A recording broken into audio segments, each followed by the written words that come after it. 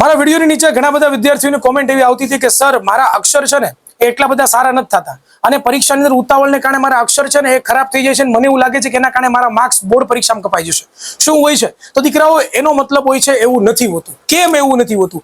જો તમારા અક્ષરો સુવાચ્ય હોય, એક્ઝામિનર વાંચી શકે એમ હોય તો એવા અક્ષરો ચાલી શકે છે. હું તમને એક્ઝામ્પલ આપીને સમજાવી શકું છું. જુઓ, એક વિદ્યાર્થી એવો છે કે જેને 80 માંથી 80 માર્ક આવ્યા છે.